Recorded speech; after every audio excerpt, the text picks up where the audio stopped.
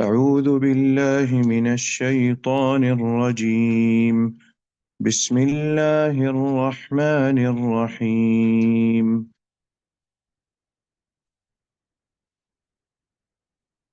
ثم فضربنا على آذانهم في الكهف سنين عددا ثم بعثناهم لنعلم أي الحزبين أحصى لما لبثوا أمدا.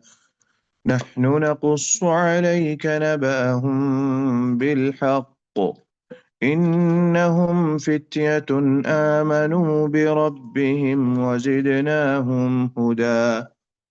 وربطنا على قلوبهم إذ قاموا فقالوا ربنا رب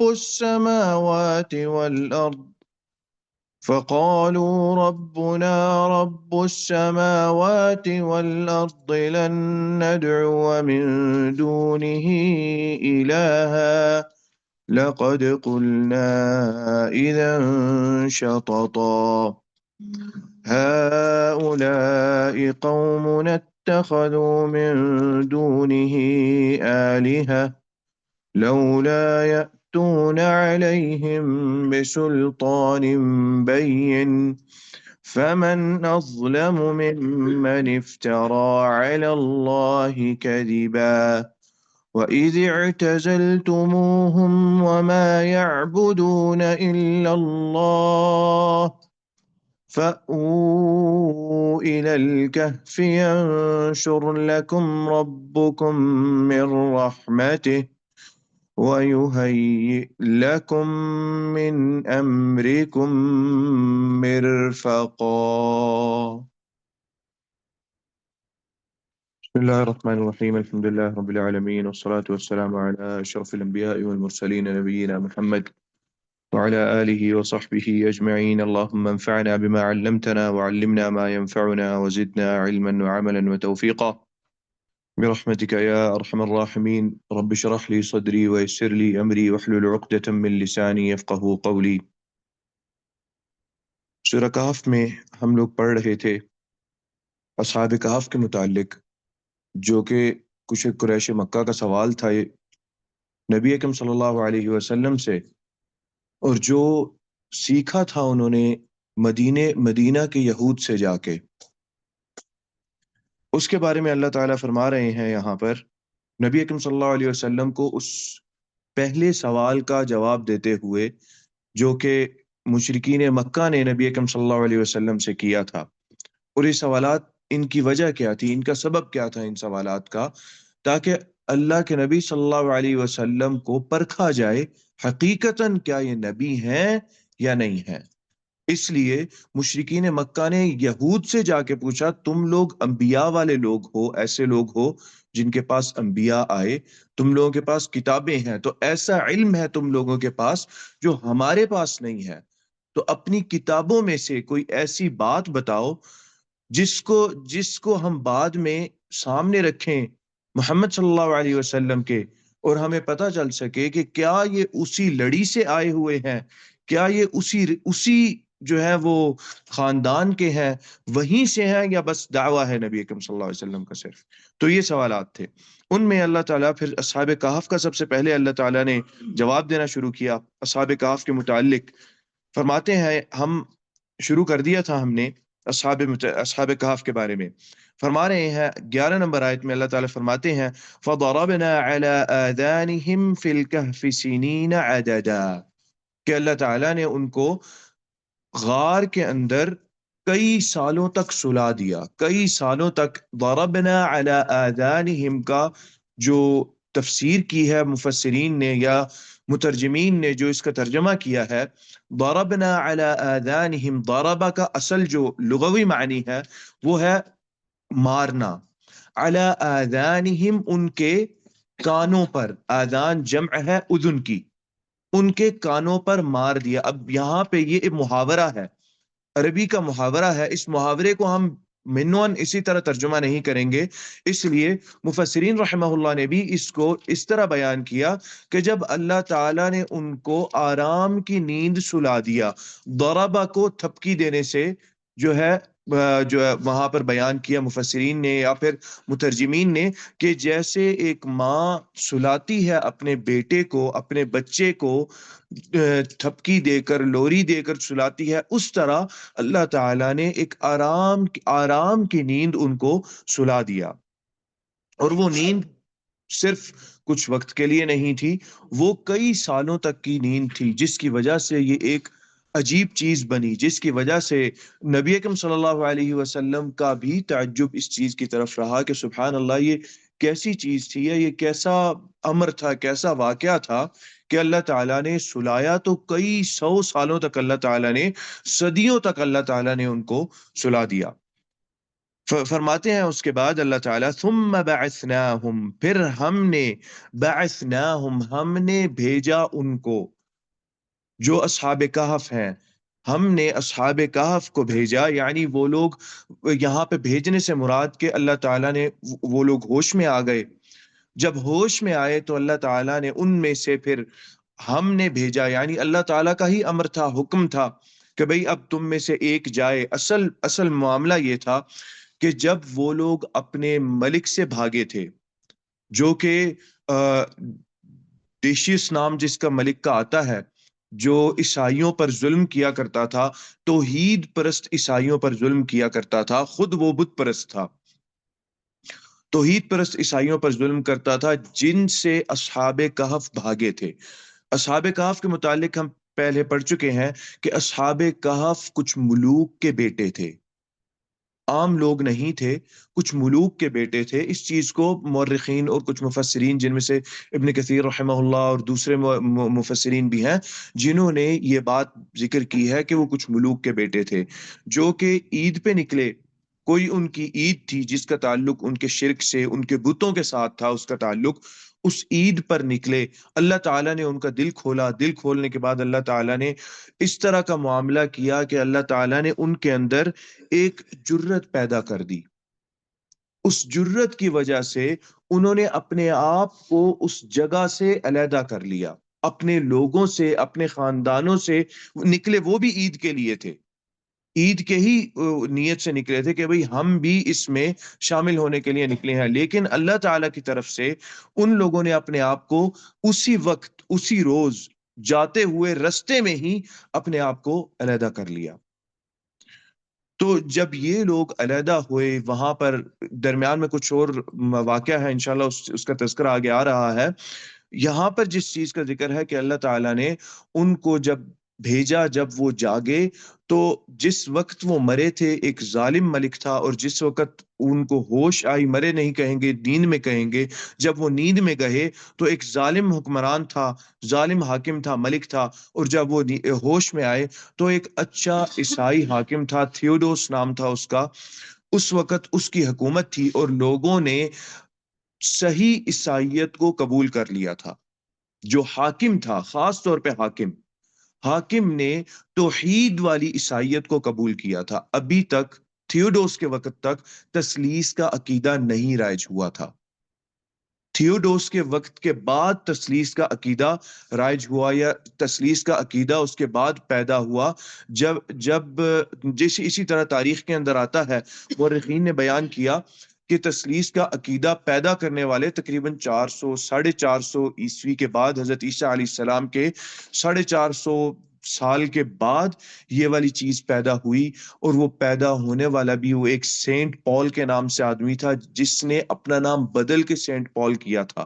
اصل میں وہ سینٹ پال نہیں تھا، اصل میں وہ شخص شاؤل کے نام سے معروف تھا، اور اس نام سے ہی محسوس ہو جاتا ہے کہ یہ ہیبرو زبان کا نام ہے، یہ دوسری کسی زبان کا نام نہیں محسوس ہوتا۔ شاؤل، اور شاؤل کے بارے میں کہتے ہیں کہ یہ ربی تھا یہودیوں کا، ربی یعنی عالم ہوتا ہے، یہودیوں کا عالم تھا یہ۔ اس نے جا کے اپنے آپ کو وہاں پر یہ شو کیا، یہ دکھایا کہ میں تو عیسائیت میں نے قبول کر لی، مجھے سمجھ آ گئی ہے کہ یہودیت جس پہ لوگ ہیں وہ ٹھیک نہیں ہے، اور وہ سارا اس نے ایک ڈرامہ رچا، اور اپنے آپ کو ایک بڑا نیک اور متقی عیسائی دکھایا، اتنا نیک دکھایا کہ عیسائیوں نے اپنے چرچ کے اندر اس کو اعلیٰ ترین مقام دے دیا کہ بھائی یہ چونکہ اس کے پاس علم بھی تھا، جب اس نے ویسے یہودیت کے اندر علم سیکھا ہوا تھا، علم تھا اس کے پاس، ربی تھا، ان کا عالم تھا، اس کے علم کو دیکھ کر انہوں نے اتنا اعلیٰ مقام دیا، اور جب اس کو اعلیٰ مقام ملا تب اس نے یہ چیز اپنے سامنے، یعنی یہ دیکھا کہ اب میرے لیے میرا وقت ہے کہ میں عیسائیت کو خراب کروں۔ عیسائیت، بت پرستی تو تھی، لیکن دو چیزیں تھیں جو کہ بالکل واضح واضح تھیں، توحید اور بت پرستی، بس توحید اور شرک، دو چیزیں تھیں جو بالکل واضح تھیں۔ تو یہ چیز ان کو قبول نہیں تھی کہ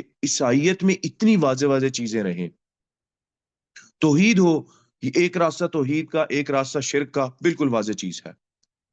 تو کوئی ایسی چیز پیدا کریں جس کو تمام عیسائی قبول کرنا شروع کر دیں، ایسی کٹھن یا پھنسا دینے والی چیز پیدا کریں، ایسی چیز نکالیں جس کو لوگ سمجھ نہ پائیں صحیح طرح، لیکن اس کو قبول کرنے پر مصر ہوں، اس کو قبول کرنے پر وہ راضی ہو جائیں کہ اچھا ٹھیک ہے، ہم اس کو قبول کر لیں گے۔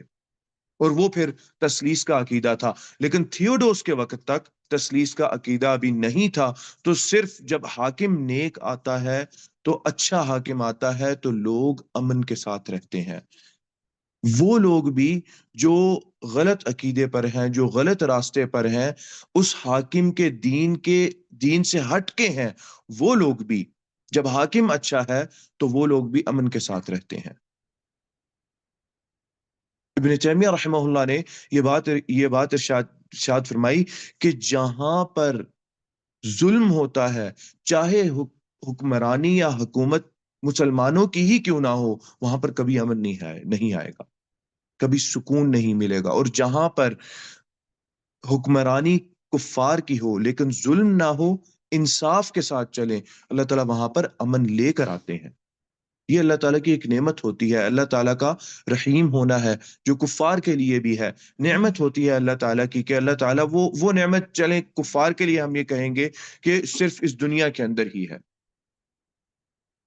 لیکن ان کے لیے خسارہ ہی خسارہ ہے، کفار کے لیے اگر ان کے اوپر ظالم حکمران آ جائے، یہاں پر بھی پھنسیں گے، یہاں پر بھی خسارے میں ہے، اور آخرت میں بھی ویسے ہی خسارے میں ہے۔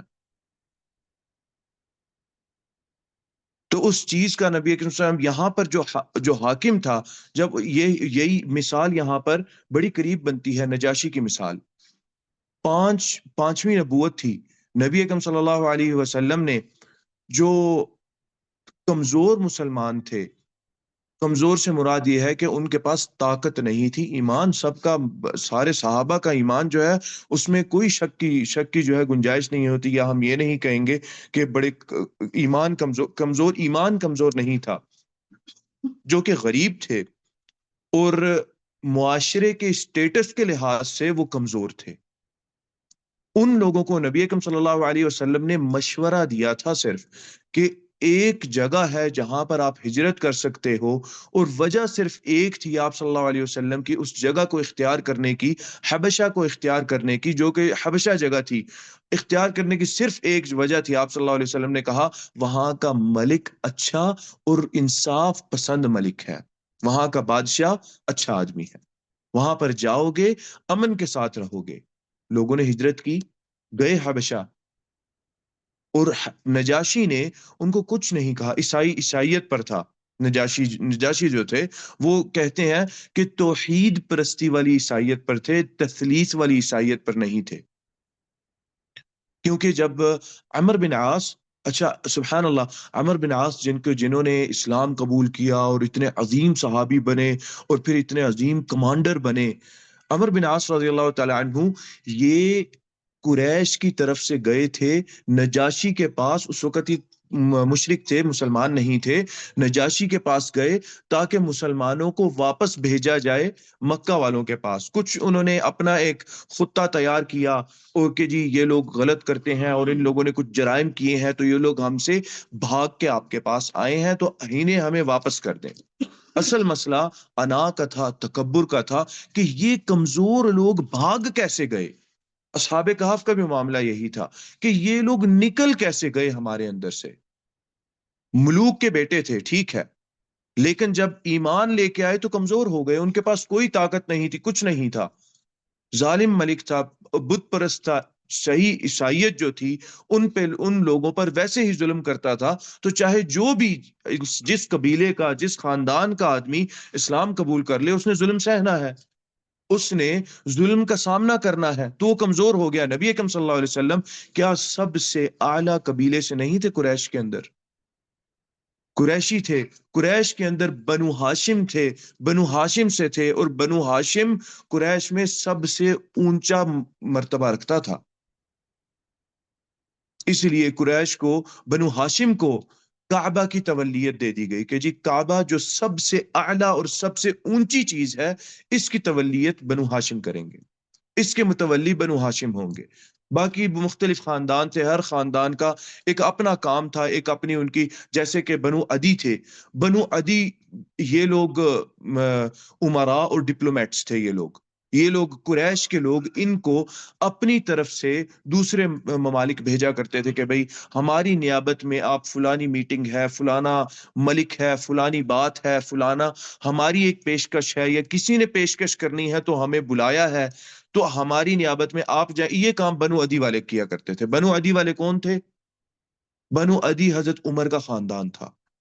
حضرت عمر رضی اللہ تعالی عنہ جب اسلام قبول کیا حضرت عمر نے، حضرت عمر اس زمانے میں قریش کی طرف سے، حضرت عمر اس زمانے میں دوسرے ملوک کی طرف جایا کرتے تھے، قریشی حضرت عمر رضی اللہ تعالی عنہ کو اختیار کیا کرتے تھے۔ مطلب کیا ہے؟ مطلب یہ ہے کہ امبیسڈر تھے حضرت عمر رضی اللہ تعالی عنہ قریش کے، ہمیشہ قریش کی طرف سے کسی مجلس میں جانا ہے، ملک نے بلایا ہے یا ملک سے بات کرنی جانی ہے، اپنی پیشکش ہے یا ان کی پیشکش سننی ہے، جو بھی معاملات ہیں، جو ملکی سطح پہ معاملات کرنے ہیں، سیاسی سطح پہ معاملات کرنے ہیں، عمر جا کے بات کریں گے۔ حضرت عمر نے اسلام قبول کر لیا، لوگ تو پاگل ہو گئے، سمجھ نہیں آئی لوگوں کو کہ یہ کیا ہو گیا کہ ہمارا ایسا آدمی جو ہماری سب سے اونچے رتبے پر تھا، اس نے اسلام قبول کر لیا۔ تو اس طرح اللہ تعالیٰ کی مدد ایک اپنے انداز سے، اپنے طریقے سے آتی ہے۔ لوگوں کو بس یقین رہنا چاہیے، دل میں اطمینان ہونا چاہیے کہ اللہ تعالیٰ کی مدد آئے گی، اللہ تعالیٰ کی رحمت آئے گی۔ ہم نے دعا کم سے کم ضرور کرنی ہے کہ اللہ مدد اور رحمت اپنی دکھا۔ کم سے کم اتنا ایمان ضرور ہو، ہم یہ نہ کہیں، نہ تو اپنے عمل سے کچھ کر رہے ہیں، تو کم سے کم اتنا نہ کہیں کہ نہیں جی دعاؤں سے کیا ہوگا، بھئی اپنے عمل سے بھی کچھ نہیں کر رہے تو یہ بات بھی نہ کرو نا۔ دوسرے مسلمانوں کو دعا سے ان کا یقین کیوں ہٹاتے ہو؟ دعا ہے، نبی اکرم صلی اللہ علیہ وسلم نے فرمایا انہا سلاح المؤمن، مومن کا ہتھیار ہے دعا۔ لا يرد، آپ صلی اللہ علیہ وسلم کی دعا ہے، آپ صلی اللہ علیہ وسلم نے فرمایا لا يرد القدر الا الدعاء، دعا کے علاوہ قدر، کوئی مقدر کسی چیز سے نہیں بدلا جا سکتا سوائے دعا سے۔ انسان دعا کرتا رہے، اللہ تعالیٰ انسان کے حق میں چیز کو مختلف کر دیں گے۔ اسی لیے دعا ہمیشہ خیر کا لفظ اختیار کر کے کہ یا اللہ فلانی چیز اگر خیر ہے تب میرے حق میں کر، اگر یہ چیز یا اللہ پسند ہے مجھے لیکن خیر نہیں ہے تو دور کر دے۔ اور یہی ہمارا استخارہ ہے جس کو اللہ کے نبی صلی اللہ علیہ وسلم نے سکھایا کہ یا اللہ ان کان خیرن، تو اللہ تعالیٰ میرے لیے آسان فرما دے اور مجھے اس کے پاس لے جا، اور اگر اللہ تعالیٰ یہ شر ہے، برائی ہے اس کے اندر، تو یا اللہ اس چیز کو دور کر دے اور مجھے اس چیز سے دور کر دے۔ ثم ارضنی بہ، اور اللہ تعالیٰ پھر مجھے راضی بھی کر دے اس دور ہو جانے سے، میں تکلیف میں نہ بیٹھا رہوں کہ دور تو ہو گئے لیکن اب تکلیف میں بیٹھے ہیں۔ یہ بہت بڑی دعا ہے، یہ اس طرح کی چیز ہے، استخارہ ایسی چیز ہے کہ انسان ایسا کہ جیسے اللہ تعالیٰ سے انسان مشاورت کر رہا ہے۔ یہ ساری چیزیں انسان کی توحید کے اندر آتی ہیں، توحید کے اندر داخل ہوتی ہیں۔ تو جو ملک تھا، اصحاب کہف کی طرف آ جائیں، ملک تھا، ظالم تھا، اس کے بعد نیک ملک تھا۔ نجاشی کی مثال یہاں پر ہمیں ملتی ہے جس کو ہم بنا سکتے ہیں ساتھ، کہ نبی اکرم صلی اللہ علیہ وسلم بھیجا، صحابہ کرام چلے گئے، حضرت عثمان اور آپ صلی اللہ علیہ وسلم کی بیٹی رقیہ رضی اللہ تعالیٰ عنہ، یہ دونوں بھی، ان دونوں نے بھی ہجرت کی، اس وقت ان دونوں کی شادی ہو گئی تھی۔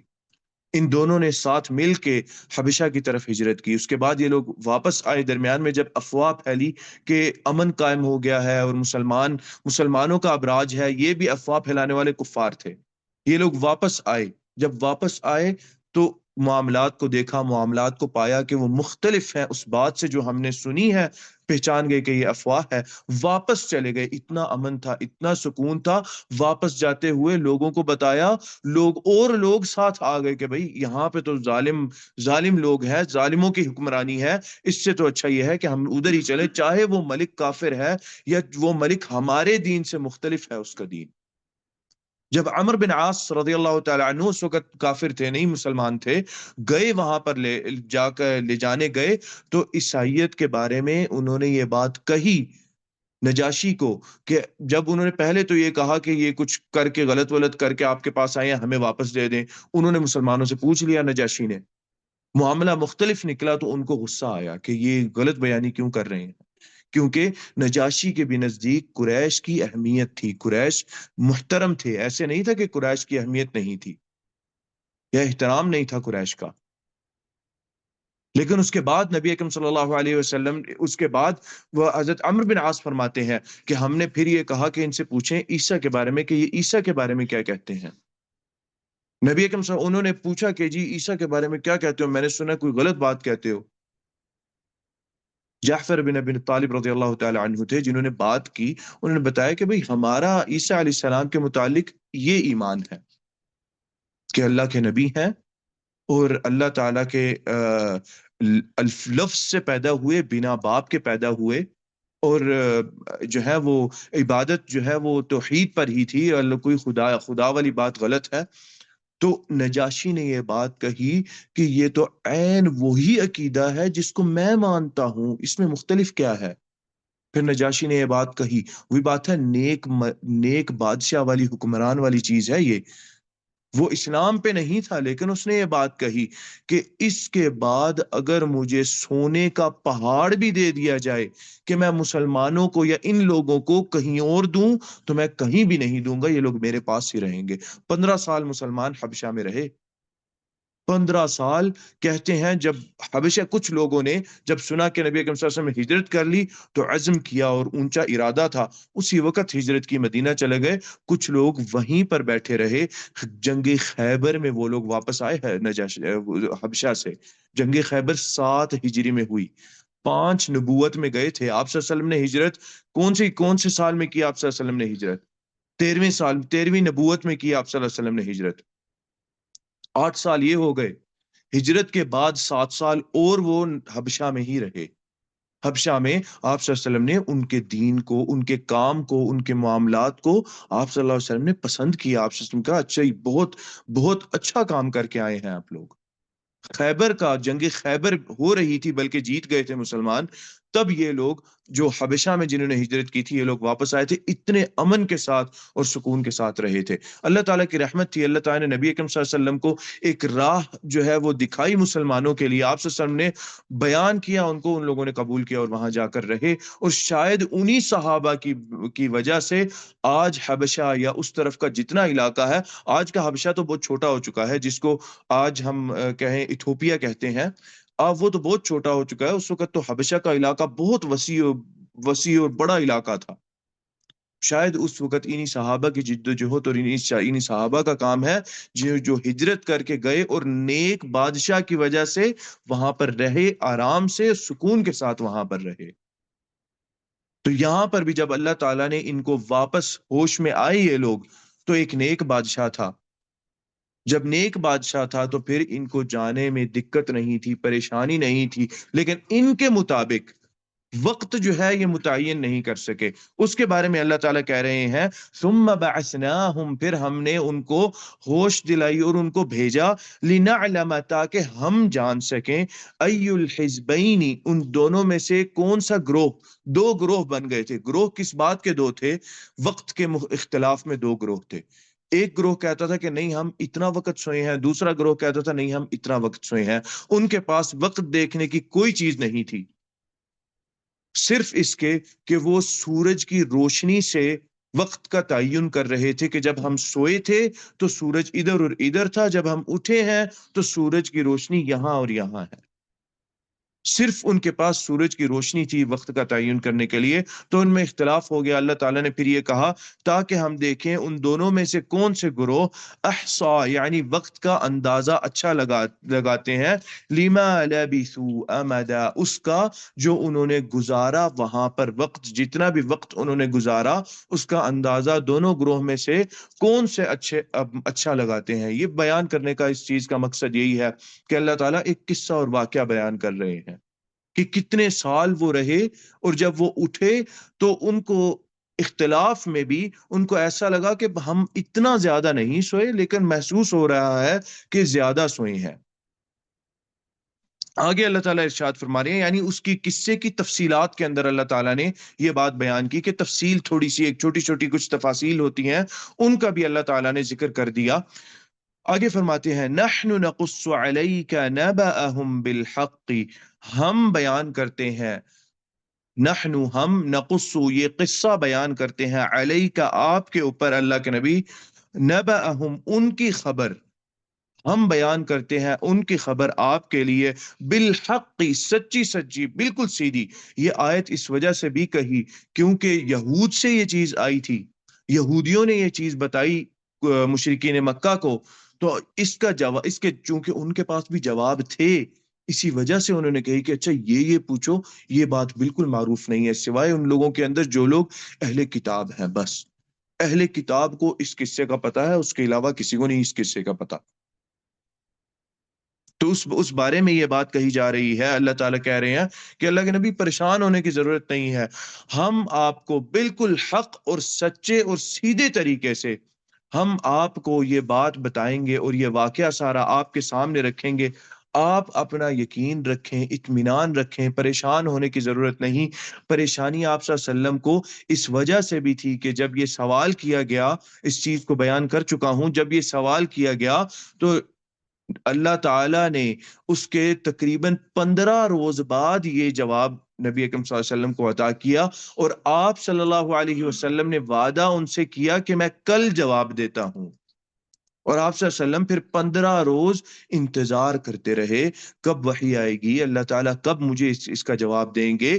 اپنی طرف سے کوئی بات نہیں بنانی، کچھ نہیں بولنا اپنی طرف سے، تکلیف دہ معاملہ ہے، صبر کرنا ہے، صبر بھی سکھایا اس کے اندر اللہ تعالیٰ نے نبی اکرم صلی اللہ علیہ وسلم کو۔ مختلف چیزیں تھیں، ان مختلف چیزوں کے اندر اللہ تعالیٰ گاہے بگاہے چلتے چلتے مختلف چیزیں سکھاتے جاتے ہیں اللہ تعالیٰ نبی اکرم صلی اللہ علیہ وسلم کو، اور ان چیزوں میں ہمارے لیے بھی درس ہے، ہمارے لیے بھی سیکھنے کی بہت ساری چیزیں ہیں کہ حق کا معاملہ اگر سیدھا ابھی نہیں نظر آ رہا تو اس کا مطلب نہیں کہ یہ نہیں کہ وہ حق ہی غلط ہے، بلکہ ہم صبر کریں، ہم انتظار کریں، اللہ تعالیٰ معاملات اوپر بڑھائیں گے، آگے ظاہر کریں گے، چیزوں کو سامنے اللہ تعالیٰ لے کر آئیں گے۔ اس میں کوئی انسان کو پریشان ہونے کی ضرورت نہیں ہے، انسان کو اس کے اندر یہ فوراً سوچنے کی ضرورت نہیں ہے، یہ ڈیسیجن لینے کی ضرورت نہیں ہے فوراً کہ بھائی نہیں نہیں اچھا یہ تو غلط ہے۔ نبی اکرم صلی اللہ علیہ وسلم نے نہیں، وہ یہ آپ صلی اللہ علیہ وسلم نے کوئی ایسی بات نہیں سوچی کہ اچھا یہ شاید پھر غلطی پر ہوں یا کوئی بالکل کوئی ایسی بات نہیں تھی۔ آپ صلی اللہ علیہ وسلم کا پختہ اور پکا ایمان رہا اللہ تعالیٰ پر کہ اچھا تاخیر ہو رہی ہے لیکن اللہ تعالیٰ انشاءاللہ جواب مجھے عطا کریں گے۔ فرماتے ہیں نحن نقص علیک نبأہم بالحق، ہم ان لوگوں کی خبر بالکل سچے اور حق طریقے سے آپ کو ہم بتائیں گے۔ انہم بے شک کہ وہ، ان نون تاکید ہے، ان مؤکد ہے، بے شک ہم وہ ضمیر ہے، اس کی جو مرجع ہے ضمیر کا اصحاب کہف کی طرف ہے، کہ وہ اصحاب کہف جو تھے، وہ فتیہ جو تھے، جو جوان لڑکے تھے، ان کے بارے میں اللہ تعالی نے فرمایا آمنو وہ ایمان لائے، بربہم اپنے رب پر وہ ایمان لے کر آئے، وزدناہم ہدا ہم نے ان کو ہدایت میں اور آگے بڑھا دیا۔ زدناہم ہدا پہ یہاں پر امام بخاری رحمہ اللہ نے یہ بات ذکر کی ہے، اور امام بخاری رحمہ اللہ سے اور بھی بہت سارے علماء ان سے پہلے اور ان کے بعد ان کے اساتذہ اس چیز کا اقرار کیا ہے کہ انسان کی ہدایت کے درجات ہوتے ہیں، کسی کو کم کسی کو زیادہ. کبھی انسان کی ہدایت، اور اس کا تعلق پھر ایمان کے ساتھ بھی ہے، انسان کا ایمان جو دل کے اندر ہے کبھی وہ کم ہوتا ہے کبھی وہ زیادہ ہوتا ہے. ایمان صرف ایسا نہیں ہے کہ انسان نے اگر کہا کہ میں ایمان لے آیا تو اس کا کامل اور مکمل ایمان ہے، نہیں. ایمان کسی کا کم ہے کسی کا زیادہ ہے. اس کا مطلب یہ ہے کہ ایمان کے مراتب ہیں. الایمان یزید و ینقص، زیادہ ہوتا ہے اور کم ہوتا ہے. اس کے دلائل کے اندر یہ بھی ایک چیز، یہ ایک آیت ہے، وَزِدْنَاهُمْ هُدًى، ہم نے ان کو ہدایت میں اور زیادہ کر دیا. اس کا مطلب یعنی پہلے ہدایت پر ہی تھے لیکن اور زیادہ بڑھا دیا ہم نے آگے ان کو ہدایت میں، ان کو ایمان میں اور زیادہ آگے بڑھا دیا. اسی طرح کی آیت اللہ تعالیٰ ارشاد فرماتے ہیں فَأَمَّا الَّذِينَ آمَنُوا فَزَادَتْهُمْ إِيمَانًا، جو لوگ ایمان لائے، زادتہم، ان کا زیادہ ہوا ایمان. ایمان تو لے آئے، اور زیادہ کیا ہونا، مطلب یہ ہے مراتب ہے ایمان کے. کسی کا ایمان کم ہے کسی کا ایمان زیادہ ہے. ہر بندے کا ایمان حضرت ابوبکر جیسا نہیں ہے. اس چیز کو بیان، وجہ اس کی بیان کرنے کی یہ ہے کہ کچھ لوگ ہیں، ایک ایسا گروہ ہے جو یہ کہتا ہے کہ جب انسان ایمان کا لفظ کہتا ہے، جب اسلام میں داخل ہوتا ہے تو تمام لوگوں کا ایمان برابر ہو جاتا ہے. اس گروہ کے مطابق ہمارا ایمان اور حضرت ابوبکر کا ایمان، اس میں کوئی فرق ہی نہیں ہے، ہم برابر ہیں ایمان میں. لیکن یہ واضح چیز ہے، حضرت ابوبکر کا ایمان، ایمان کے مراتب ہیں، درجات ہیں. ان کا زیادہ تھا، ان کا زیادہ ایمان تھا، اور ہمارا اس مرتبے کا، اس درجے کا ایمان نہیں ہے. اس کے لیے انسان کو محنت کرنی پڑتی ہے، مشقت کرنی پڑتی ہے، عمل کرنا پڑتا ہے، جد و جہد کرنی پڑتی ہے اس چیز کے لیے اس انسان کو. اور فتیہ سے ایک بات مفسرین رحمہ اللہ نے لی کہ اکثر ایسا ہی ہوتا ہے کہ جو جوان لڑکے ہیں وہی سیدھے راستے پر آتے ہیں. جو عمر رسیدہ ہو جاتے ہیں وہ کم ہے جو سمجھ پاتے ہیں اور سمجھ کے پھر سیدھے راستے پر آتے ہیں. اور اس چیز کی مثال وہ مفسرین قریش کے لوگوں کو دیتے ہیں کہ قریش کے جتنے بھی عمر رسیدہ لوگ تھے کم ہی ہیں جو اسلام کی طرف آئے. سارے جوان لوگ تھے یا ایسے لوگ تھے جو اپنے ابھی پورے بڑھاپے میں داخل نہیں ہوئے تھے. وہ لوگ تھے جو ایمان لائے تھے نبی اکرم صلی اللہ علیہ وسلم پر، جنہوں نے ڈٹ کے نبی اکرم صلی اللہ علیہ وسلم کا ساتھ دیا. تو یہ بھی فتیہ تھے، لڑکے تھے. آمنو، ایمان لے کر آئے، بربہم، یعنی اللہ تعالیٰ نے صرف یہ بات بتائی کہ ان کا جرم کیا تھا. اپنے ملک کے نزدیک جرم ان کا یہ تھا کہ وہ اپنے رب پہ ایمان لے کر آئے تھے. نبی اکرم صلی اللہ علیہ وسلم، عقبہ آتا ہے، نبی اکرم صلی اللہ علیہ وسلم نماز پڑھ رہے ہیں، کعبہ کے پاس نماز پڑھ رہے ہیں. نبی اکرم صلی اللہ علیہ وسلم احترام کیا کرتے تھے کعبہ کا. کفار مکہ بڑا احترام تھا کعبہ کا، اس طرح کی چیز کو نہیں ہونے دیتے تھے. لیکن یہ حرکت کی اس نے، آپ صلی اللہ علیہ وسلم کی دشمنی میں یہ حرکت کی اس نے. آیا نبی اکرم صلی اللہ علیہ وسلم کے پیچھے، کپڑا اس کے ہاتھ میں تھا، آپ صلی اللہ علیہ وسلم کے گلے میں لپیٹ کے اس کو بل دینا شروع کر دیا. پیچھے سے بل دیتا گیا یہاں تک کہ جو روایات ہیں ان کے اندر آتا ہے کہ ایسا محسوس ہوا کہ آپ صلی اللہ علیہ وسلم کی آنکھیں سرخ ہو کے پھٹ جائیں گی، اتنا اس نے بل دیا. نبی اکرم صلی اللہ علیہ وسلم نماز پڑھتے رہے، آپ صلی اللہ علیہ وسلم نے نماز نہیں توڑی. حضرت ابوبکر رضی اللہ تعالی عنہ آئے، دور سے آ کے انہیں دوڑتے ہوئے آئے، دھکا دیا، اور آپ صلی اللہ علیہ وسلم نے یہ الفاظ کہے. حضرت ابوبکر رضی اللہ تعالی عنہ نے یہ الفاظ کہے اس آدمی کے جس کے متعلق آتا ہے، سو غالباً سورہ فصلت میں آتا ہے، اتقتلون رجلا ان یقول ربی اللہ وقد جاءکم بالبینات من ربکم، کیا تم لوگ اس جرم پہ ایک بندے کو قتل کرنا چاہتے ہو کہ وہ یہ کہتا ہے میرا رب اللہ ہے، حالانکہ وہ آپ کے پاس دلائل لے کر آیا ہے کہ رب اللہ ہی ہے. رب، یہ بت جو ہے یہ رب نہیں ہے، نعوذ باللہ. تم لوگوں کا اپنا ایمان ہے کہ جب تم لوگوں سے پوچھا جائے کہ کون خالق و مالک ہے، تم خود کہتے ہو کہ اللہ جو اوپر آسمانوں میں ہے وہ ہے خالق و مالک. ما نعبدهم الا ليقربونا الى الله زلفا، ہم ان کی عبادت، یہ قریش مکہ کہہ رہے ہیں، ہم ان کی عبادت صرف اس وجہ سے کرتے ہیں کہ یہ ہمیں اللہ کے بس قریب کر دیں. اللہ پہ، اللہ کو جانتے تھے، معرفت تھی اللہ تعالیٰ کی، یقین بھی تھا. لیکن بتوں کی پوجا صرف اس بیس پہ کرتے تھے، انا وجدنا آباءنا علی امتن، ہم نے اپنے آباء و اجداد کو اس دین پر پایا، ہم کیسے بدل لیں اس چیز کو، کیسے اس چیز کا اقرار کر لیں کہ وہ غلط تھے، اور جو آپ کہتے ہیں کہ اس کے نتیجے میں عذاب ہوگا، آگ ہوگی، جہنم ہوگی، ہم کیسے اس چیز کو قبول کر لیں؟ ہماری غیرت نہیں مانتی، ہمارا ضمیر نہیں مانتا۔ لیکن حقیقت تو یہی ہے نا، حضرت ابراہیم علیہ السلام تھے، انہوں نے جو ان کے والد تھے آزر، ان سے لمبا مکالمہ ہے، کیا نام ہے، سورہ مریم کے اندر لمبا مکالمہ ہے اپنے والد کے ساتھ کہ یہ کس چیز پر ہے، کس دین پر ہے، کس کی عبادت کرتے ہیں، اس کی عبادت جو بالکل ہلتا جلتا، جو اپنی مدد نہیں کر سکتا۔ آخر میں اللہ تعالیٰ نے یہ کہہ دیا کہ بھائی وہ اس کا جو ٹھکانہ ہے وہ جہنم ہی ہوگا۔ تو یہاں پر وہی اسی توحید کی طرف کہ انہوں نے توحید کا اقرار کیا، جرم ان کا یہ تھا ان لڑکوں کا کہ انہوں نے توحید کو سمجھا اور اقرار کیا۔ آگے اللہ تعالیٰ فرماتے ہیں کہ وہی بات ہے کہ کوئی جھول نہ ہو آپ سے، یہ نہ کہ نہیں نہیں نہیں، یہ تو غلط کہہ رہے ہیں، یہ ایسے اور ایسا ہے، تاکہ نبی اکرم صلی اللہ علیہ وسلم یہ کہہ لیں اچھا ٹھیک ہے، اپنی تورات اور انجیل میں دیکھ لو، تورات اور انجیل کے اندر قصص ان کے ذکر تھے، ہم سیدھا سیدھا قصہ آپ کو بتائیں گے، پریشان ہونے کی ضرورت نہیں ہے۔ انہوں نے ان کا جرم کیا تھا؟ انہوں نے اپنے رب پر ایمان لے کر آئے۔ آگے فرماتے ہیں وَرَبَطْنَا عَلَىٰ قُلُوبِهِمْ، ہم نے ان کو، ربطہ کا مطلب ہوتا ہے باندھنا کسی چیز کو، ربطنا علی قلوبہم، ان کے دلوں کو ہم نے باندھ دیا، محاورتاً یہاں پہ ہے، اس کا مطلب یہ ہے کہ ہم نے ان کو، ابن کثیر رحمہ اللہ نے بیان کیا صبرنا علی قلوبہم، کہ ہم نے ان کے دلوں پر صبر نازل کر دیا، ان کے دلوں میں صبر ڈال دیا۔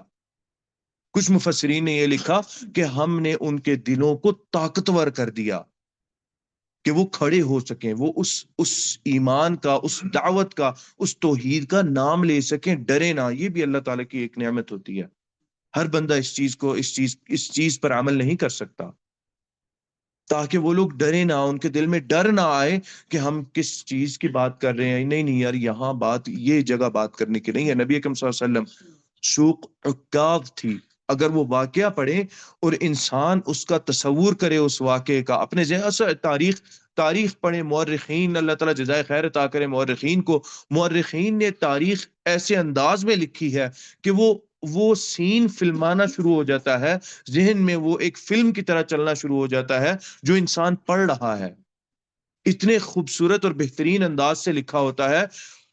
اس چیز کو اگر پڑھے نا، نبی اکرم صلی اللہ علیہ وسلم سوق عکاظ میں جا کے دعوت جب دیتے تھے، مختلف قبائل آتے تھے، فلانا قبیلہ ادھر بیٹھا ہے، فلانا ادھر ہے، فلانا ادھر ہے، فلانا ادھر ہے، عرب سے اور عرب کے باہر سے لوگ آتے تھے، آپ صلی اللہ علیہ وسلم جاتے ان کے پاس۔ ایک دفعہ کا واقعہ ہے، آپ صلی اللہ علیہ وسلم گئے ان کے پاس، اور جا کے آپ صلی اللہ علیہ وسلم نے ان سے ایمان کا مطالبہ کیا، اور ایمان کے بعد ان کی جو حمایت ہے اس کا مطالبہ کیا کہ مجھے کیا آپ اپنی حمایت دے سکتے ہیں؟ جب حمایت ہوگی، لوگ ہوں گے، اگلے لوگ بات بھی سنیں گے۔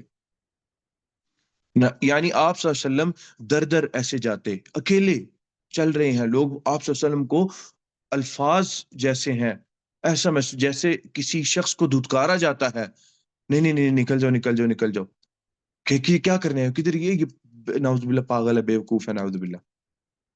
یہ فعلاً الفاظ، اور پھر کفار قریش نے خاص بندے لگا رکھے تھے کہ اس کے پیچھے پیچھے جاؤ، جہاں پہ یہ جاتا ہے جو اپنی بات مکمل کر دے، اس کے بعد آگے چلا جائے تو پیچھے جا کے یہ بتا نہیں نہیں، یہ تو جادوگر ہے، یہ تو مجنون ہے، نعوذ باللہ، اور یہ اس طرح کی یہ کام کرتے تھے۔ کتنی تکلیف دہ چیز ہے۔ آپ صلی اللہ علیہ وسلم جاتے اور وہ دھتکار دیتے، بے عزت کرتے، کہتے اوہ یہ پھر آ گیا، کیا چاہتے ہو، نکلو ادھر سے۔ فعلاً یہ الفاظ ہیں۔ آپ صلی اللہ علیہ وسلم جاتے، سوق عکاظ جا رہے ہیں، یہاں تک کہ لوگوں نے سوق عکاظ کا جو کہہ لیں کہ امیر تھا، یا جو سوق عکاظ کے اندر معاملات کو، سارے معاملات کو دیکھ رہا تھا، انہوں نے جا کے شکایت لگائی ان کو کہ یار یہ جو ہے نا گھوم پھر رہے، ان کو نکالیں۔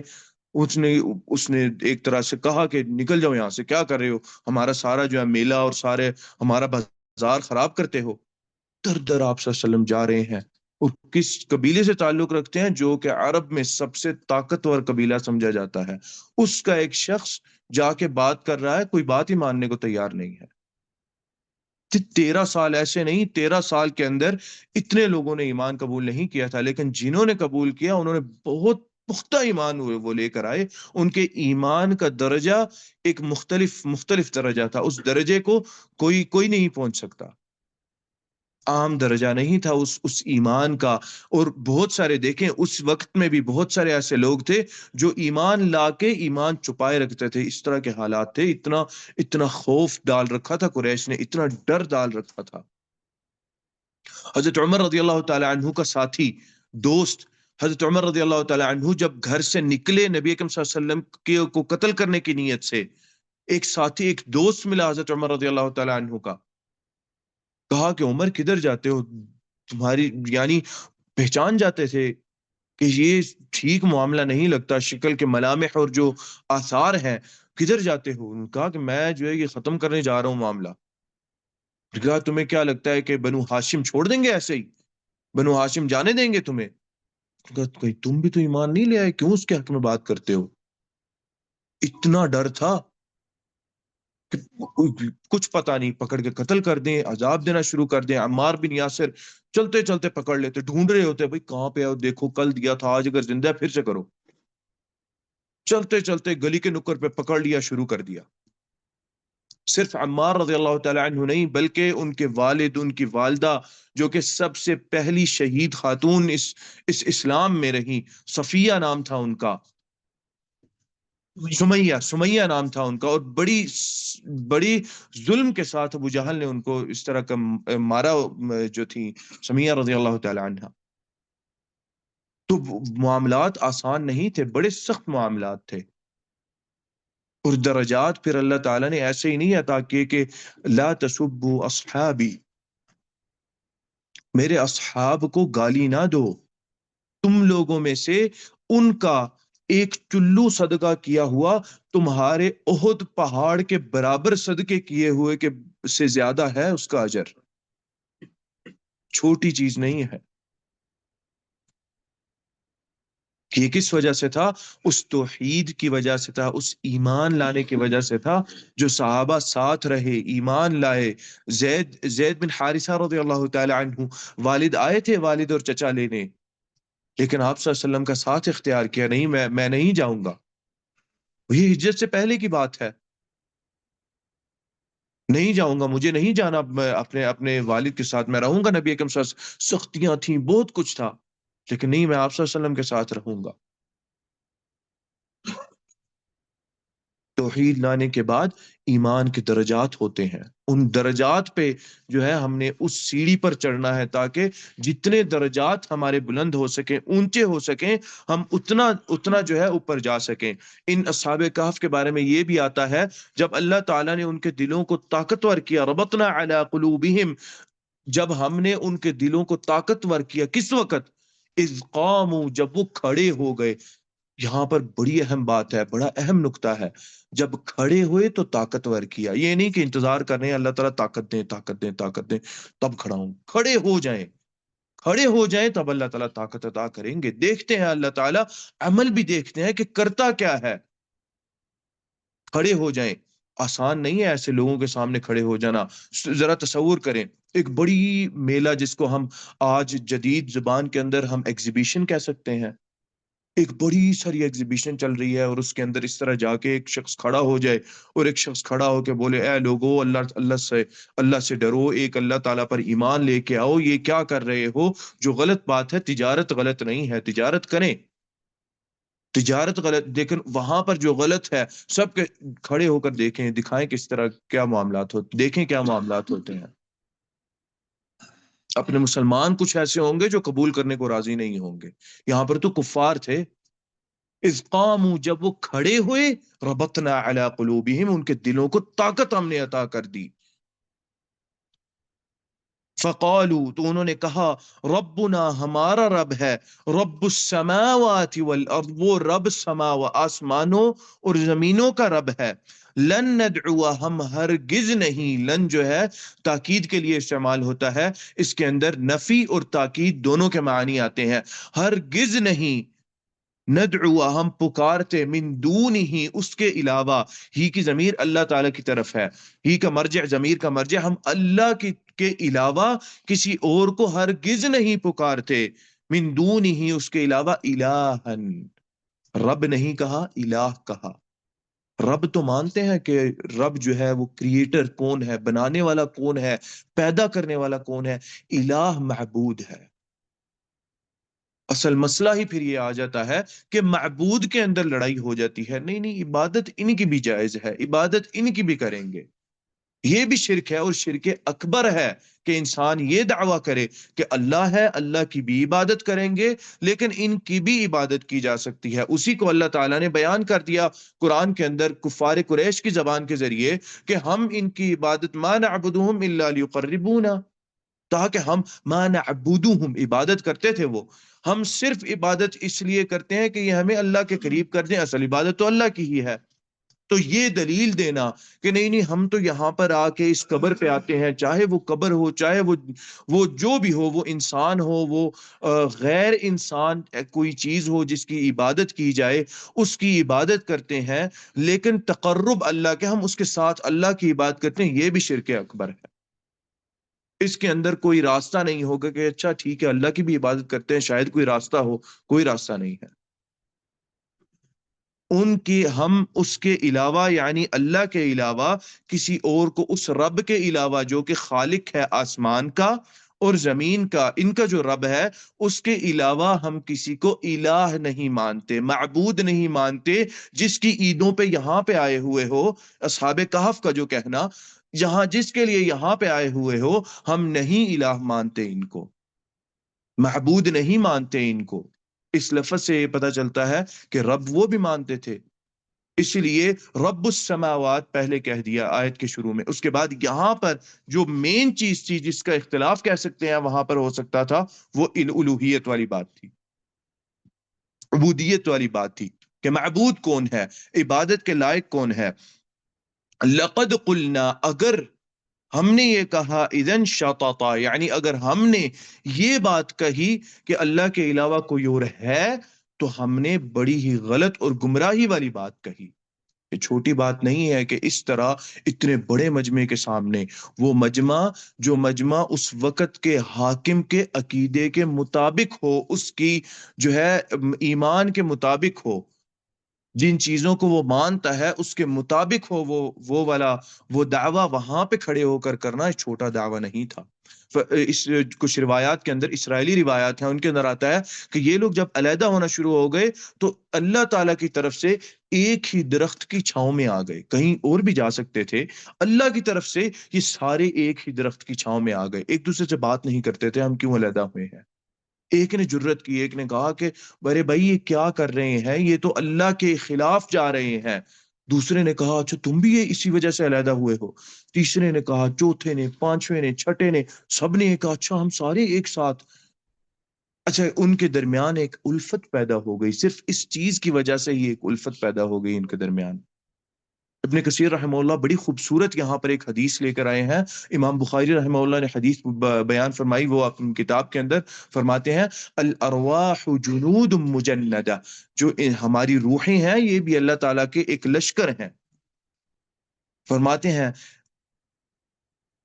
جو حدیث ہے فما تعارف منها تلف، جن کے درمیان معرفت ہو گئی تھی وہ یہاں پر بھی آ کے ایک دوسرے کے قریب ہوتے ہیں، وہ ایک دوسرے کی معرفت ہو جاتی ہے، قربت پیدا ہو جاتی ہے، اور وہ قربت حدیث کے مطابق تعارف جو ہے محدثین نے بیان کیا، تعارف سے مراد ہے ارواح کے اندر، پیدائش سے پہلے ارواح میں جن کی معرفت ہوئی تھی ایک دوسرے کے ساتھ، وہ ایک الگ وقت تھا، الگ زندگی تھی، جو بھی تھی وہ، یہ ایک ایسے معاملات ہیں جن کے بارے میں انسان سوچنا شروع کرے تو انسان یہی کہتا ہے کہ رب اور الہ اللہ ہی ہیں۔ یہ تو ہم پتہ نہیں کہاں پڑ گئے ہیں، یہ ایسی چیزیں ہیں جو ما فوق الفہم ہیں انسان کے۔ وہاں پر جن کی معرفت ہوئی دنیا میں، وہ ان لوگوں کے درمیان قربت پیدا ہو جاتی ہے۔ وما تناکر منها، وہاں پر جو ایک دوسرے سے متنفر ہوئے، اختلاف، یہاں پر بھی ان کا اختلاف اور ایک دوسرے سے دور ہو جاتے ہیں۔ تو اصحاب کہف کے متعلق انہوں نے یہ بات کہی امام ابن کثیر رحمہ اللہ نے کہ یہ والی حدیث لا کے کہ روحیں ان کی ارواح میں بھی شاید ایک دوسرے کے قریب آئیں، ایک دوسرے سے ملاقات ہوئی، ایک دوسرے کو پسند کیا، تو دنیا میں بھی اللہ تعالیٰ نے جب ملے تو اپنے آپ ایک دوسرے کے قریب آ گئے اور پسند کر لیا، ایک ہی سوچ اور عقیدے پہ آ گئے اور کوئی طاقت نہیں رہی۔ جب اس وقت کے حاکم کے خلاف گئے کوئی طاقت نہیں رہی، اللہ تعالیٰ نے دل کو طاقتور کیا، بات کی۔ ملک نے کہا کہ بھائی یہ تو پکڑو ان کو، یہ کیا کس طرح کی بات کر رہے ہیں۔ اسرائیلیات میں اندر آتا ہے، ملک نے کہا ان کے کپڑے اترواؤ ان کو، یہاں تک کہ ان کپڑے اتروا کے ان کو جلا وطن کر دو، یعنی اس شہر سے دور کر دو، یہاں تک کہ عقل مت آئے گی واپس آ جائیں گے۔ تب کہتے ہیں اصحاب کہف پھر بھاگے وہاں سے، اپنے ایمان کی حفاظت کرنے کے لیے وہاں سے بھاگے۔ اللہ تعالیٰ امتحان لیتے ہیں۔ احسب الناس ان یترکوا ان یقولوا آمنا وهم لا یفتنون، کہ گمان کر لیا ہے ایمان لانے والوں نے کہ وہ چھوڑ دیے جائیں گے، ان پہ کوئی فتنہ نہیں آئے گا، ان پہ کوئی اختبار نہیں آئے گا، ان کا کوئی امتحان نہیں ہوگا۔ کیا یہ گمان کر لیا ہے ایمان والوں نے؟ ایمان والوں کے اوپر ہی تو آئے گا اختبار، انہی کے لیے تو اللہ تعالیٰ نے رکھا ہے۔ درجات بلند ہوتے ہیں، گناہ معاف ہوتے ہیں، قیامت کے دن بہت ساری چیزوں سے انسان بچ جاتا ہے۔ تمہارے لیے ہی تو رکھا ہے، ان امتحانات اور ان اختبارات سے پریشان کیوں ہو جاتے ہو؟ ان اختبارات سے دور، اس امتحان سے، اس کے بجائے اللہ سے دور ہو، اللہ کے قریب ہونا چاہیے، قربت ہونی چاہیے اللہ تعالیٰ سے۔ اور یہ شیطان کا ایک وسوسہ ہوتا ہے، بہت بڑا وسوسہ ہے۔ کبھی بھی اپنے آپ کو اس میں نہ آنے دیں کہ بھئی اچھا پریشانی ہے تو کیوں مسجد میں جاؤں، ویسے تو جاتا نہیں، صرف نماز کے وقت جاتا ہوں، تو اس وقت جائیں مسجد، کم سے کم اسی وقت اللہ تعالیٰ کا رابطہ بنے۔ یہ ایک بات جو شیطان ذہن میں لاتا ہے، اچھا یار یہ تو منافقت ہو گئی، نہیں، اس نیت سے جائیں اللہ تعالیٰ مجھے اس سے نجات دیں گے تو میں انشاءاللہ اپنے اندر یہ والی تبدیلی رکھوں گا۔ اس نیت سے اگر جائے تو اگر وہ 100% تبدیلی نہیں رہتی، کم سے کم 60%، 50%، 40% رہتی ہے تبدیلی انسان میں، اور یہ اللہ کی رحمت ہوتی ہے۔ اس طرح کی تبدیلی کی ضرورت ہے ہمیں۔ تو پریشانیاں، مصائب انسان کو اللہ کے قریب کریں، نہ کہ اللہ سے دور کریں۔ بہت سارے لوگ ہیں اس نا امید ہو کے اللہ تعالیٰ سے دور ہو جاتے ہیں، اور اسی وجہ سے کہ نہیں نہیں ویسے تو میں جاتا نہیں، تو اب پریشانی آئی ہے، میں اب جاؤں شرم آتی ہے۔ نہیں، ابھی تو وقت ہے، ابھی تو کریں۔ دیکھیں نبی اکرم صلی اللہ علیہ وسلم بادل دیکھتے، آپ صلی اللہ علیہ وسلم خاص دوڑ کے جاتے مسجد۔ صحابہ کہتے ہیں آپ صلی اللہ علیہ وسلم ایسے اٹھتے لوگوں میں سے یا اپنی مجلس میں سے کہ چادر بھی نہ لیتے اپنے اوپر، چادر پیچھے رڑتی بھی آ رہی ہوتی ہے، آپ صلی اللہ علیہ وسلم مسجد جاتے دعا کرتے، اللہ یہ عذاب کے جو بادل نہ ہوں، ایسا نہ ہو کہ اللہ ہم فتنے میں پڑ جائیں ان بادلوں سے، رحمت کے بادل ہوں۔ جب اس طرح کی چیز نظر آتی ہے آپ صلی اللہ علیہ وسلم بھی جاتے دوڑتے، ویسے آپ صلی اللہ علیہ وسلم بیٹھے۔ تو یہ منافقت والی بات نہیں ہے۔ جب انسان کے سامنے آئے کوئی ایسی چیز، انسان جائے اللہ کی طرف۔ کیا پتا اللہ تعالیٰ لائے ہی اس لیے ہے تاکہ یہ آئے میری طرف اور زیادہ۔ دنیا کے معاملات روکنے کی ضرورت نہیں۔ حضرت عمر رضی اللہ تعالیٰ عنہ نے کوئی معاملات نہیں روکے تھے، ساتھی رکھ لیا کہ اچھا ایک دن تم جاؤ گے میں تجارت کروں گا، دوسرے دن میں جاؤں گا تم تجارت کرو گے، اور ہم اس میں شریک ہوں گے دونوں تجارت کے اندر، تجارت میں اور علم میں، دونوں چیزوں کے اندر ہم شریک ہوں گے، ساتھ ساتھ رہیں گے۔ کوئی اہم بات ہوئی تو فوراً آ کے بتانا، یہ نہ دیکھنا کہ کیا ہے، کدھر ہے، اچھا رات ہو گئی ہے، پتہ نہیں عمر کہاں پہ ہوں گے، کدھر ہوں گے، کس طرح ہوں گے۔ تو معاملات کو ساتھ لے کر چلے۔ حضرت عمر رضی اللہ تعالیٰ عنہ بھی، صحابہ کرام، نبی اکرم صلی اللہ علیہ وسلم نے سکھایا معاملات کو ساتھ لے کر چلنا۔ لیکن انسان خاص اہتمام کرے اپنے ایمان کا کہ اللہ تعالیٰ اس ایمان کو اونچا رکھے، اور انسان جب کسی فتنے میں پڑے تو فتنے کے وقت فتنے سے دور بھاگنا ضروری ہے۔ یہاں سے اس قصے سے ہمیں پتہ چلتا ہے کہ جب انہوں نے یہ بات کہی کہ ہمارا رب تو وہ الہ ہے، اگر ہم نے اس کے علاوہ کوئی بات کی تو وہ تو غلط ہوگی۔ جب اس ملک نے کہا کہ بھئی ان کو پکڑو تو وہ اپنی جان بچا کے بھاگے، یعنی فتنہ تھا ان کے لیے، اختبار تھا ان کے لیے، امتحان تھا۔ وہ بھاگے کہ بھئی اب ہمارا ایمان ہمارے لیے اہم ہے، ہماری زندگیاں نہیں اہم ہمارے لیے۔ اللہ تعالیٰ اپنی رحمت عطا کریں گے. دعا کی انہوں نے یا رب، انہوں نے اپنے اس جب وہ وہاں سے نکلے تو اللہ تعالیٰ کی رحمت کی دعا کی کہ یا اللہ تیرے سہارے اب نکل رہے ہیں، بھاگ رہے ہیں، ہمارے ایمان کا معاملہ ہے، تو یا رب اپنی رحمت عطا کرنا. آگے انشاءاللہ وہ آیت آئے گی، اس چیز کے بارے میں ہم لوگ پڑھیں گے انشاءاللہ باذن اللہ. وہی بات ہے کہ ہمارا ایمان اور یقین اللہ تعالیٰ پر جتنا ہوگا، امتحان اللہ تعالیٰ لیں گے. کبھی کبھار بالکل حد تک آ کے اللہ تعالیٰ امتحان لیتے ہیں، بالکل اس سرخ لائن تک، ریڈ لائن تک آ کے اللہ تعالیٰ وہاں تک امتحان چلتا ہے انسان کا. چل رہا ہے، چل رہا ہے، چل رہا ہے، چل رہا ہے، معاملات سخت ہو رہے ہیں، کوئی ٹھیک ہی نہیں ہوتے. ایمان کی دلیل ہے یہ. کچھ ایک اس طرح کی حدیث بھی آتی ہے کہ جو اہل ایمان ہے زیادہ ستائے اور پریشان وہی کیے جاتے ہیں، تو خوش ہو جاؤ، یہ تو ایمان کی دلیل ہے کہ ایمان ہے تو اس وجہ سے یہ چیز آ رہی ہے. اگر انسان پہ پریشانی نہ آئے تو یہ گھبرانے کی بات ہے کہ یا اللہ کوئی ایسی چیز نہیں آ رہی جس سے میرے گناہوں کی کفارہ ہو، اس دنیا میں کفارہ دے دوں، قیامت کے دن حساب کتاب کی جو ہے وہ بات نہیں ہے ہمارے ہاتھ میں. وہ تو جہنم ایسی ہے جس کے بارے میں نبی اکرم صلی اللہ علیہ وسلم نے فرمایا کہ 70,000 جس کی 70,000 زنجیریں ہوں گی، لہا 70,000 زمام، زمام کہتے ہیں زنجیروں کو. پھر فرمایا آپ صلی اللہ علیہ وسلم نے کہ ہر زنجیر پہ 70,000 ملک، ہر زنجیر پہ 70,000 فرشتے ہوں گے. جب وہ گھسیٹ کے لائی جائے گی، لوگ تو غشی کھا کے وہاں پر، اگر موت ہوتی تو لوگ تو مر جاتے غشی کھا کے، لوگ غشی کھا کے گر جائیں گے. انبیاء اپنے گھٹنوں پہ گر جائیں گے، اپنی امتوں کو بھول جائیں گے. رب نفسی رب نفسی رب نفسی، اے اللہ ہمیں بچا لے، بس ہمیں بچا لے یا اللہ. یہ تو وہ چیز ہے، وہاں تک ہم نے اس چیز تک اوپر چڑھنا ہے، تو ہمارے اندر طاقت نہیں ہے کہ اس وقت ہم کوئی حساب کتاب دے سکیں.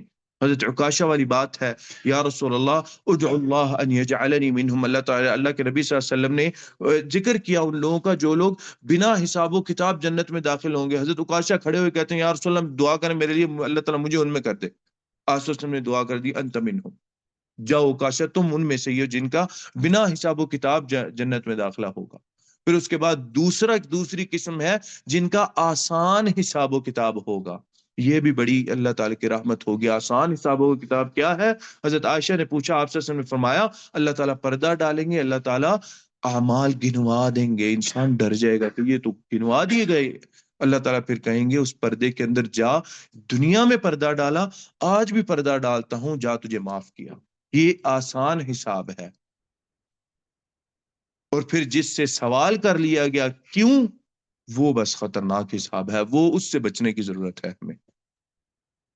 اللہ تعالیٰ سے دعا ہے کہ جو کہا اور جو سنا اللہ تعالیٰ اس پر عمل کرنے کی توفیق عطا فرمائے. قد قلت ما قلت ان صوابا فمن اللہ وان خطأ فمنی والشیطان واستغفر اللہ انہ کان غفارا.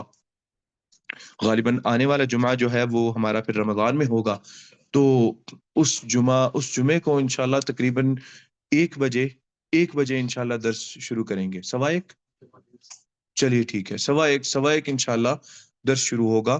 اور جگہ انشاءاللہ باذن اللہ یہی ہوگی. اپروول لے لی ہے، چلیے یہاں پر کچھ وہ نہیں ہوگا انشاءاللہ. ٹھیک ہے، جگہ یہی ہوگی.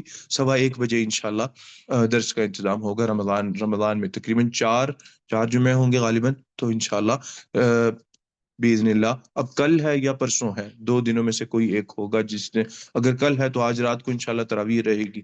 تو اللہ تعالیٰ سے دعا ہے کہ اللہ تعالیٰ ہمیں عمل کرنے کی توفیق عطا فرمائے. اللہ تعالیٰ محنت کی، جد و جہد کی اللہ تعالیٰ توفیق عطا فرمائے. اور اللہ تعالیٰ حقیقتاً فعلاً ہمارے اندر تبدیلی پیدا کرے. اس رمضان کے بعد، یہ رمضان گزرے، ہم اپنے اندر حقیقی تبدیلی پائیں. دیکھیں کہ الحمدللہ ہم ایمان کی طرف زیادہ بڑھے ہیں، قدم زیادہ بڑھا ہے ہمارا ایمان کی طرف. ہمارے نیک اعمال بڑھنے چاہیے. اللہ تعالیٰ سے دعا ہے کہ اللہ تعالیٰ محنت کرنے کی، اور اس محنت کو اللہ تعالیٰ پھر قبول کرنے کی توفیق عطا فرمائے. قبول کرے اس کو اور محنت کرنے کی توفیق اللہ تعالیٰ عطا فرمائے. بسم اللہ الرحمن الرحیم، الحمدللہ رب العالمین، الرحمن الرحیم، مالک یوم الدین، ایاک نعبد و ایاک نستعین، اهدنا الصراط المستقیم، صراط الذین انعمت علیہم غير المغضوب عليهم ولا الضالين آمين. اللهم اغفر لنا ما قدمنا وما أخرنا وما أسررنا وما أعلنا وما أنت أعلم به منا. أنت المقدم وأنت المؤخر، لا إله إلا أنت. ربنا آتنا في الدنيا حسنة وفي الآخرة حسنة وقنا عذاب النار. اللهم بلغنا شهر رمضان برضوانك، اللهم بلغنا شهر رمضان برضوانك، والعفو من نيرانك، والعفو من نيرانك، والعفو من نيرانك. اللهم إنك عفو تحب العفو فاعف عنا، اللهم إنك عفو تحب العفو فاعف عنا. رب ارحمهما كما ربياني صغيرا، رب ارحمهما كما ربياني صغيرا، رب ارحمهما كما ربياني صغيرا. ربنا آتنا في الدنيا حسنة وفي الآخرة حسنة وقنا عذاب النار. ربنا تقبل منا إنك أنت السميع العليم، وتب علينا إنك أنت التواب الرحيم. وصل اللهم وسلم على نبينا محمد وعلى آله وصحبه أجمعين.